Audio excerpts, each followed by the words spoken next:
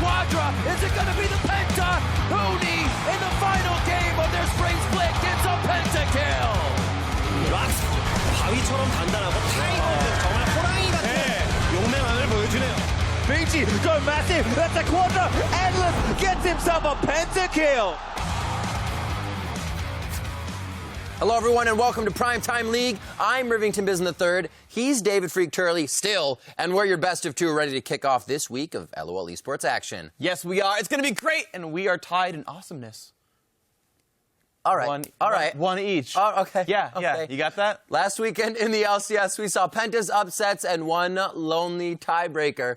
But more importantly, we witnessed the end of an era. Since its inception in 2013, the League of Legends Championship Series, you remember that, Phreak? Has played best of ones until now. And the response has been mostly positive. I would say so. It's been, I think, a good change overall. You can kind of break down the responses into two basic camps. The first, the people who are smart and who welcome the change. These people looking forward to a bright new era, the sequels with best of threes and best of twos, and it's going to be great. Lots more games to be played. The second group is much more cynical. I would label them as wrong. They're disillusioned, skeptical, flabbergasted, trolly, or just simply TSM fans. Honestly, just people who aren't as smart as other League of Legends players. But honestly, the true response, regardless, is just lol. At least according to Reggie, that's what you should be saying. That's right.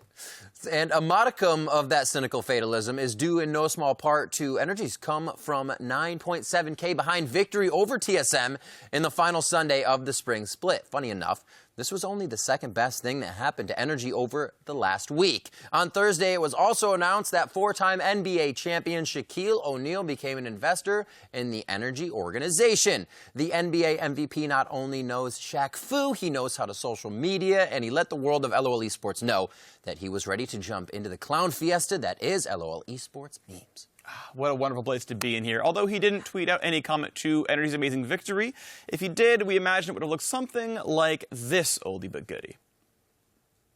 It's good, right? Absolutely amazing. I don't know why Hooney's excited about it, but it's okay. For years to come, I'm going to show this to my children. Joining Shaq in this round of investments in the Energy organization were Chicago White Sox shortstop Jimmy Rollins and future Hall of Famer and three-time MVP Alex Rodriguez. They're kind of known. Yeah, I feel like they're really good at what they do. Yeah. So now that is in the past, Energy joins 11 other LCS teams in the spring split playoffs that kick off on April 2nd. The winner of the European and North American leagues will not only be crowned the spring split champions, but they will also earn a trip to the midseason invitational taking place in Shanghai, China. A bonus for the LCS champs that when they're done fighting each other in the MSI finals, they can head over to KFC and pick up some skins. I know we are. In celebration of the League of Legends 4-year anniversary in China, KFC is giving away skin cards, plus they also launched LOL-theme meals and restaurants, including one in Shanghai. Yeah, this is going to be amazing. So I don't really have confirmation on this, but I believe they went through a lengthy decision-making process on which skins to give away, or if they should maybe create some new KFC-themed skin. Now, we were lucky enough to find some skin concepts that were rejected, or would have been if they were ever considered or even pitched. But trust us, they were totally going to be there. The three rejected skins were Froggen's favorite, Deep Fry the Nivea. I guess just throws grease balls at you. That'll work out. It's amazing. Yeah. It has an extra burn effect. Yeah, it just actually changes the champion. The second one is, I like this, Potato and Gravy Zach. Tastiest of all. I mean, I guess there's bubblegum, so there's other like tasty flavors for Zach, but that's true. I do like me some mashed potatoes and gravy. And finally, the one I'm most disappointed isn't a real thing. Colonel Kench! Why wouldn't it be? Oh man, I would love to play as Colonel Kench. When you go to eat somebody, maybe they turn into like a drumstick or something. Well, I was going to say that, you know how there's like a little like fish icon that stacks up when he's got an acquired taste? It's just actually like a drumstick. Or just like literally the letters KFC. So while I check to see if any KFCs will deliver buckets of extra crispy and Nivea to the PTL studio, you can check out the latest edition of Mic Check. This game, I want you to win as 5. Like, this is your final exam of the day. Yeah, but it's like a group project, you know, and I'm not good at those. My mom watched every LCS game as well. Really? Yeah. My mom says she likes the clown fiestas. Those are her favorite. Pentakill! Hey. Give him penta, give him penta. Give me penta! Give me penta! Give him the penta. Oh. I have laser in one. Koki is here. Tony, don't take. Greg is not. Nice. Oh, nice. Go wall, everyone. AR, GPL. Wait, This is our time to get over the wall. Yeah. Hey, Poppy, Slowly. I'm on Poppy. Cookie down. Yeah, Poppy. Kill Poppy. I W him. Kill Poppy. Nice, guys. Good job. Banana. Yes. Let's go banana. Banana. I can pick banana, boys. Go banana. Let's go. Okay, loving the banana. I'm ulting. Okay, Nexus. Go mid.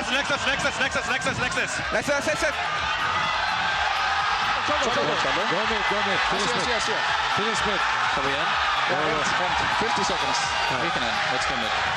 Come in. Kite. Ready, thunder. Okay. Go. Throw. You can kill. Just run. Round 20. You can end. Good job, guys. Kill him, boys. End the game. Oh. XPK, Sam, this is you, buddy. I believe in you. Oh, it's Matt's turn. Oh, shit. It's Matt's turn. Matt. Please. Oh, we can win for sure. Yeah. It's hard, but like. Yeah, it's hard. doable. Yeah. Go. Holy shit. Hard and simple, boys.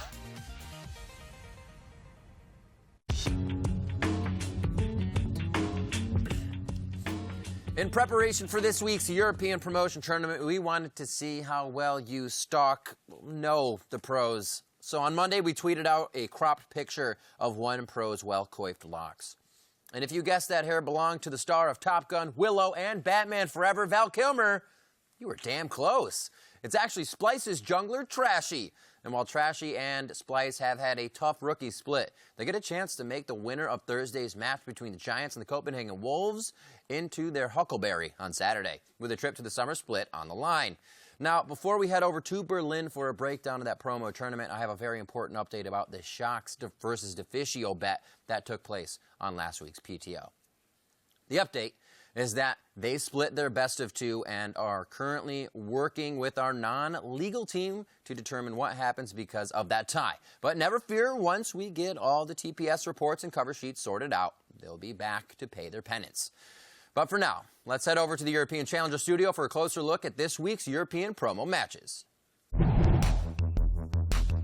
Welcome, everybody, to the European side of things. Now, everybody's been pretty excited about the playoffs coming in just a couple of weeks, but let's go ahead and talk about the other side of it. That is, of course, the promotion tournament that will be starting this Thursday. So, Stress, obviously, we have the top two European Challenger teams that you'd know all about, Huma and Copenhagen Wolves, taking on the bottom LCS teams.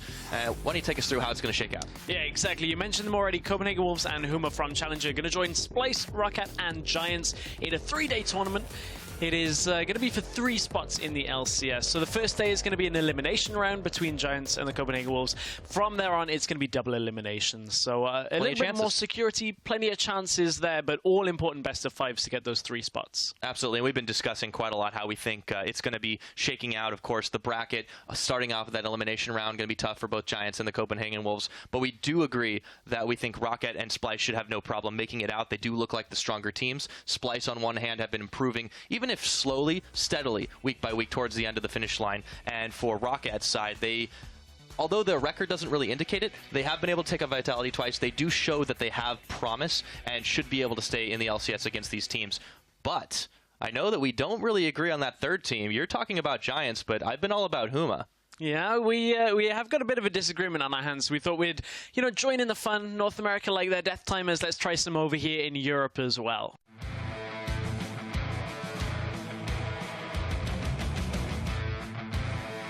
Getting into it, this is our first European Death Timers. Each of us will get 45 seconds to explain why we're right and he's wrong. So let's start rolling it out. Because I'm the host, I'm going to not very graciously take this one away from you. I'll start it out. So Death Timers for me starts 3, 2, 1, and go. So, Team Huma, why they're going to be the next European LCS team. First off, they've got teamwork. They play together. Apart from Rudy, this team has been together throughout all of the Challenger Series.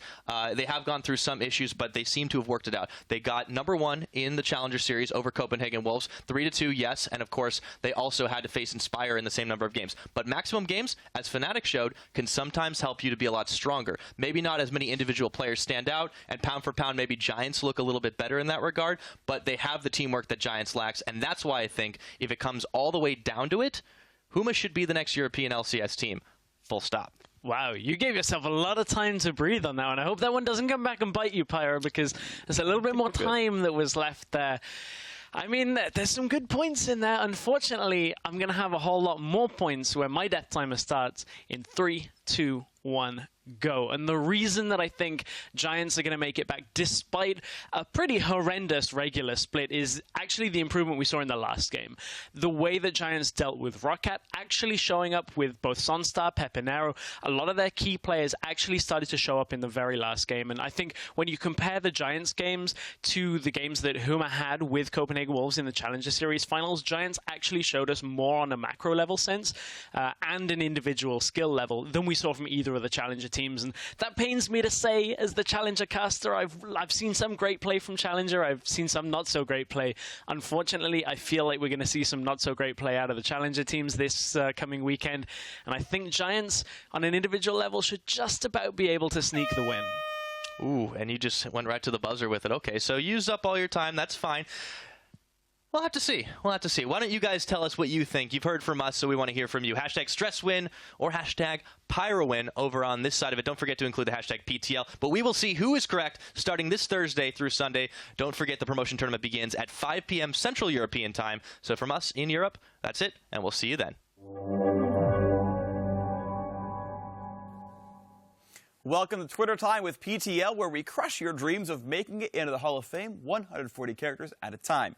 Speaking of getting crushed last week, Wild Turtle had the chance to set the all-time LCS records for damage and kills per minute. All he needed was 13 kills, but he only got 8. Dreams of greatness bodied. And I guess I'll have to settle for finishing first, going 17-1, but that's paltry. Now, Turtle came up short, but there were some of you who stepped up and nailed last week's Twitter question. In honor of Turtle's quest, we asked you which LCS player will have the most kills per minute in that previous week of the LCS for a chance at the Hall of Fame. How many total kills would they get? Well, the answer to last week's query was Team Liquid's hard carry Piglet with .268 kills per minute and 18 total from the week. 6 of you guessed that Piglet would lead the leagues in kills per minute, so congratulations on that one. But none of you got his total kills, so while we're going to give you a slice of cake, you're not allowed to eat it. Maybe it's a lie after all. I don't know. Now, if you're one of those 6 people staring at their cake and not eating it, well, don't worry. Just like Splice, Rocket, and the Giants, you get another chance to make it this week. Now, we were thinking about the summer promo series, and we dug into successes of the past Challenger teams who have come up. There have been 6 promo relegation events at various shapes and sizes since the beginning of the LCS. And out of the 42 teams who qualified, requalified, or auto-qualified, 14% of those squads have gone on to grab the top seed in playoffs, win the split, or qualify for Worlds. Origin, Cloud9, and Lemon Dogs all went straight from Challenger to Worlds. And honestly, both of these Spring Split's top teams, G2 and Immortals, formerly Team 8, got their spots in the Spring Tournament because of the promo series. So you kind of do the math, and that means, look, at least one of the teams that qualifies for the EU LCS this weekend will end up in a tie at least 1 point during the summer split. It's just science. But hyperbole aside, we want to know who you think will be playing on the big stage in June. So tell us which 3 teams will earn a spot in the European LCS summer split this weekend. For a chance at the Hall of Fame, tell us which player will have the highest KDA in the promo tournament.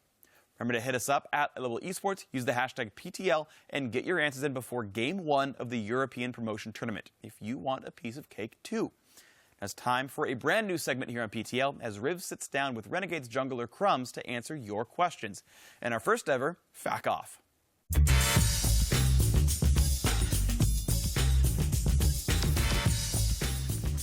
So now I'd like to welcome Renegade's jungler Crumbs to the PTL set to answer LCS fans' frequently asked questions, or if you prefer to call them facts. Crumbs is about to fack off. Thanks for stopping in today, Crumbs. Thank you for having me. I'm ready to fuck off. Fantastic. That's fantastic. You guys had a great start, or ended, I should say, to the LCS split. The last 4 out of 5 games were victories. I'm going to go ahead and put that out there. This is going to be a little bit more difficult, so prepare yourself. You will have 2 minutes on the clock to answer some of the fan questions. I have them here in my hands. Let's put 2 minutes on and start the clock. Crumbs, can you teach us from Am I Doing It Right? Can you teach us how to be as fresh as you are? No, I can't, because I got it from my daddy. Absolutely fantastic. Austin, good luck to you. Next, from Ben_Smith40. How do you do your hair? Well, the key to my hair is doing absolutely nothing. I wake up and I just let it happen. Holy shit. All right, next up, @Parajuan says, was Renegades' plan to achieve 8th place to be called the Renegades? Yeah, all we wanted was so that Monty could have one good tweet. When it came out, when the team came out, we were like, we got to make sure Monty gets one good tweet at the end of the split, and that's why we got 8th place. What a team. Always thinking about the owners. You guys are absolutely fantastic. @Hank Coners, were your team tilted when you had some defeats? No, we weren't tilted at all. I think we maintained our smart composure and just kept trucking through it. Absolutely. You guys, you have that huddle after the games every time. It's just, I would love to be in one of those. @MMCBoy33, what did change in your mindset so you could improve that much in your last matches? Well, I did a couple of things. The first one was I made sure I tested my own patience and trained my patience by playing RuneScape and really slow MMORPGs to just sit there and do one thing over and over and over. And I also started drinking coffee pretty heavily during the games, and that makes me play a lot better, actually. The real grind. Absolutely. Wow. Teach me. @Benjamin_Winter, 25 seconds left. Which pro player and LCS team are your favorites to beat on the LCS stage, and why? To be honest, I think TSM is now our favorite team just because we can beat them with a worse composition, and it kind of gets the job done, and it really makes my day. And Crumbs, I do have a bonus question. 5 seconds, but you can go over on this one. Crumbs, are you a prophet? From Skander_Haji. Crumbs, are you a prophet? Am I a prophet? Yes, I am. You got me. You heard it right here. Crumbs, thank you so much for stopping by. It has been an absolute pleasure. Thank you for answering all these questions. And I am going to have to say best of luck in the NALCS promotion tournament to you guys. You guys got it. You're Renegades. You can watch Crumbs and his Renegades fight for their spot in the NALCS Summer Split on Thursday, April 7th at noon Pacific, 9 p.m. Central European Time when they take on the winner of the Team Dignitas TDK battle.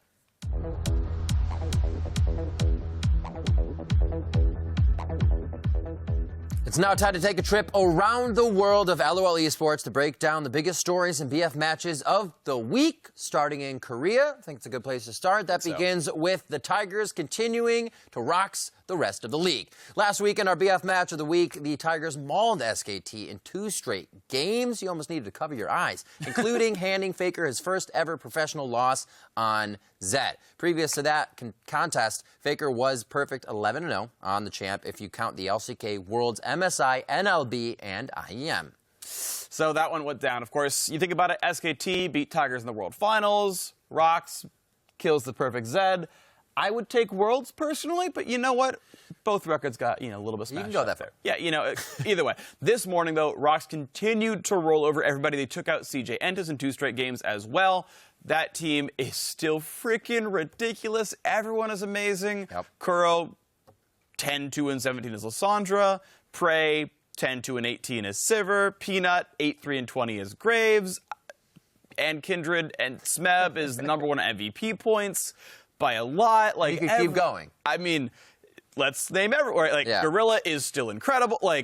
Everyone in Rocks Tigers is top 2 in KDA for the role. They could arguably just be top 2 players in their role at this point. I mean, they've lost a single match all year in the most difficult league in the world. No one can contest that. Rocks Tigers are the number 1 team in the world. I think you can't contest that right now, so we got to see what they do at MSI. It's going to be crazy. The Tigers stomp, along with Samsung sweep on Wednesday morning, means that heading into the week 11 of the LCK spring split, the standings shake up like this. The Rocks Tigers have locked in a trip to the postseason, while everyone from Jin Air down to Longzhou have secured their place in the summer split. So not too bad. Yeah, not too bad at all. Now, it would take a miracle for Rocks to fall from first place, though it is technically possible. Yeah. The fight for mini boss and who else is going to be in the playoffs is still a very tight fight between Jin Air and KT Rolster, looking at that second place spot. Honestly, the last 3 weeks are very interesting, but what I really want to point out is that currently SKT are not in playoff standings. Top 5 make it. SKT are in 6th.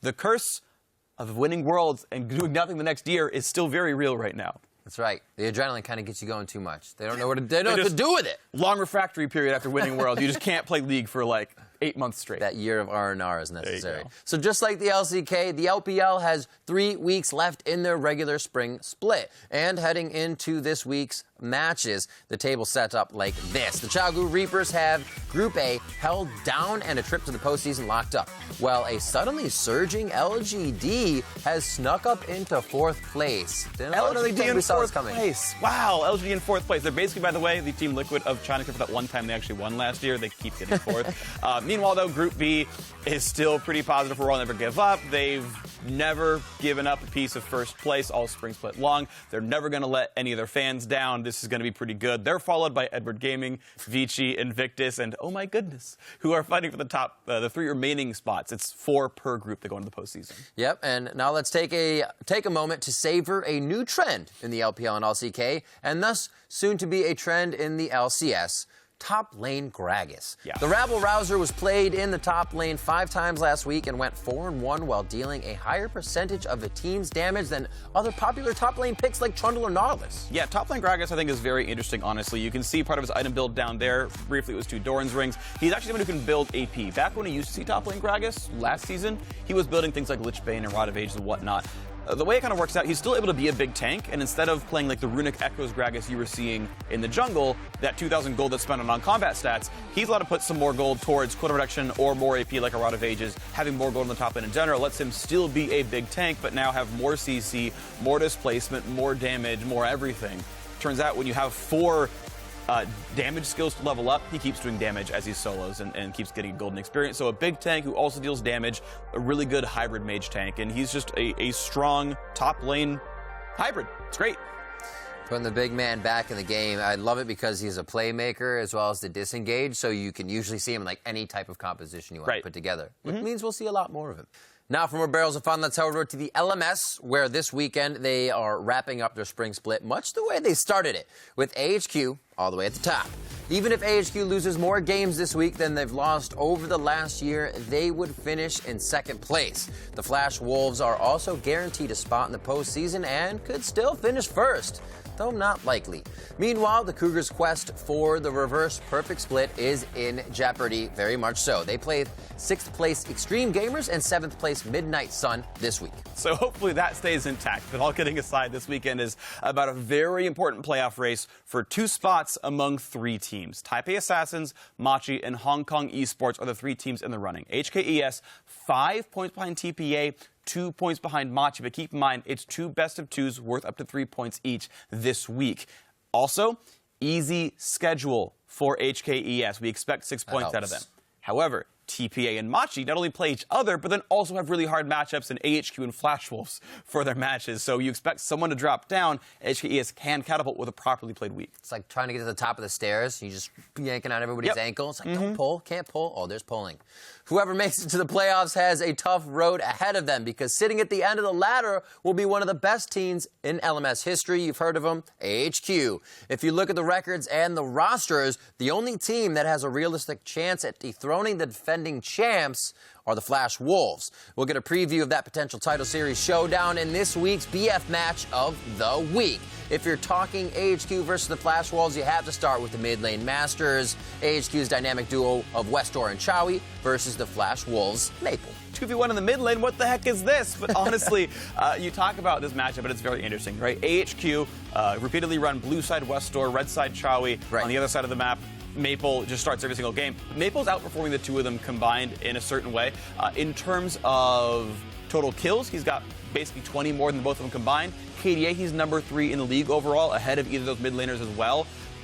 honestly, Maple is just incredible. To have better stats with a team with a worse record means you're an incredibly good individual player. To talk about the AHQ duo a little bit, though, Westdoor's champ pool is still growing, which is good considering it was just Fizz. It's a small pond. He added a Azir there, so now there's some deserts in there as well. Maybe it's a champ ocean. I don't know what to call it anymore, but it's improving players all down the line. This is probably going to be the final of the actual playoffs for which team goes to MSI, but we get a nice BO2 preview of it this week, which will be really fun. That's right, and you can watch AHQ try to finish the spring split without losing a match when they take on the Flash Wolves. That's Saturday at 10 p.m. Pacific. That's going to translate to 7 a.m. Sunday if you're watching in Berlin. And if you can't wait that long for some BFing plays, you're in luck. It's time for this week's compilation of the top 5 plays. Or as Vici Gaming's Endless, Immortals, Huni, and the boy who shattered time can call it, the Penta. Coming in at number 5, it was Echo Fox's Froggen with the max range snipe onto Renegade's Seraph. Seraph getting a bit of a sidestep there. You're going to have a few more seconds for Sonic Wave. Crumbs comes in with the cast. Oh, the final spark! It was just the tip, but it was just enough. And it had just come off of cooldown as well. Froggen had used it previously for wave clear, and he keeps in pursuit, waiting for that cooldown to come off. At number 4, Rox Tiger's Prey hunted down 4 members of SKT as he picked up a quadra kill. 자, 거리 공격. 이러면 지금부터 딜링이에요. 지금부터 바로 죽었어요. 노플러스 바로 죽었어요. 죽었어요. 그 대신 시베르가 잘 긁었어요. 아직 죽었고요. 두명 잡고 쓰면 전체 벽에다 밀어넣고 울프 잡고 이기는 그림이죠, 락스. 뱅 카이팅. 트리플 킬. 여기서 시베르 싹 At number 3, Renegade's Ninja marked Team Impulse's Mash for death in this 1v3 outplay. Now it's on to Ninja, who jumps on top of Mash, and he'll try to get the kill, and in fact, he will get it! That is Ninja getting that one, and now running away with the Youmu's. Magical Journey in. This should be one for period, but it's not! Ninja gets the kill 1v3 and gets out! And that is why Ninja is known for Zed right there. What an outplay, 1v3. Ninja gets all the damage down, pops them all with Mount Mortius for the overshield there. The death mark is what finishes him off. And then this is just a genius juke right here. Diving into number 2, Immortals Huni had time on his side as he picked up his second pentakill of the split. And now they can back it up, but Ken Fang and the team back up the unstoppable force. The HP bars are not telling the same story. Immortals is running right over them. Huni with the phase dive. Huni with the quadra. The fall. Is it going to be the penta? Huni in the final game of their spring split gets a pentakill. And dashing into number 1, Vici Gaming's Endless was relentless as he sent all 5 members of Snake to the grave. Teleport coming in the back lines. Yeah, Flandre looking for a kill. This could be a fight here. Flandre, who's he going to lock down? He does find Endless, but he gets ulted instantly by EasyHoon. He is almost going to go down, but Ali gets a massive 4-man pulse. Crystal, though, locked up on the other side by Long, and Flandre's just too low. There's Tank going in with a package. Looks for EasyHoon, who pops the ulti. Endless, massive positioning over the side as they finally take down the Braum, but Vici go massive. That's a quadra. Endless gets himself a pentakill. Remember, if you witness a play that makes you scream, OMG, Mom, grab the camera, then grab your Twitter. Hit us up at LOL Esports. Use the hashtag #ThePenta as always, and add your favorite play plus your sharply witted tweet, and you could be in next week's countdown. Speaking of looking sharp, recently the Netherlands edition of Vogue featured Fnatic's mid lane hunk, Febevin, looking fit in the latest fashion trends. So first, Febevin takes the title of Best Mid EU from Peke last year. Now he's threatening to be the most handsome mid EU. I guess it's no wonder Peke jumped back into Origin's starting lineup. Am I right? All kidding aside, it is good to see Febevin and the LCS is in vogue. One thing that's always in vogue in the LCS is having fun. You know that. And this weekend, Phreak had a lot of fun interviewing players after their final week of spring split action. But not as much as fun as his right arm had. I'm here with Matt after a great Janna game here. I want to talk to you first about the plan coming in. You had a great Protect the Piglet comp. You were playing Janna. Next question up, you guys have C9. Talking about deserving every single win up against second or third place C9 in your final game of the regular season before you're heading to playoffs. What's that game going to look like for you? The victorious reign over, 17-1. You won Europe twice with an 18-0 record the second time around. Top 4 at Worlds. Explode so much as such a top player.